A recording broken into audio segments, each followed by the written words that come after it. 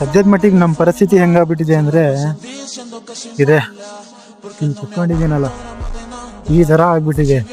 ನಮ್ಮ ಎದುರುಗಡೆ ಇವಾಗ ಇದೊಂದ್ ದಾರಿ, ಇದೊಂದ್ ದಾರಿ, ಇದೊಂದ್ ದಾರಿ, ಈ ತರ 3 ದಾರಿ ಇದೆ.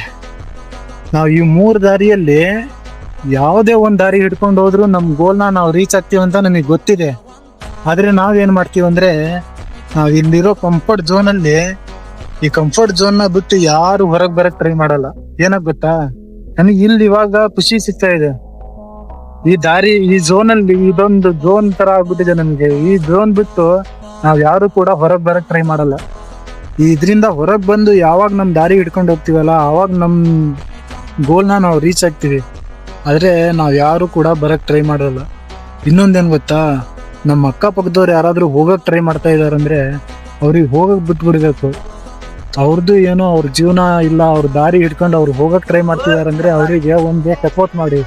ಇಲ್ಲ ಅಂತ ಅಂದ್ರೆ ಸುಮ್ನಾಗ್ಬಿಡಿ. ಏನಕ್ ಗೊತ್ತಾ, ಅವ್ರದ್ದು ಏನೋ ಜೀವನ ಅವ್ರು ರೂಪಿಸ್ಕೋಬೇಕಂತ ಸುಮ್ನೆ ಹೋಗ್ತಿರ್ತಾರೆ. ಅವ್ರಿಗೆ ಆದಷ್ಟು ಸಪೋರ್ಟ್ ಮಾಡ್ಬೇಕು, ಇಲ್ಲ ಅಂದ್ರೆ ಸುಮ್ನಾಗ್ಬಿಡ್ಬೇಕು. ಸುಮ್ನೆ ಅವರಿಗೂ ಹೋಗಕ್ ಬಿಡದೆ ತಾವು ಹೋಗದೆ ಇದ್ರೆ ಸುಮ್ನೆ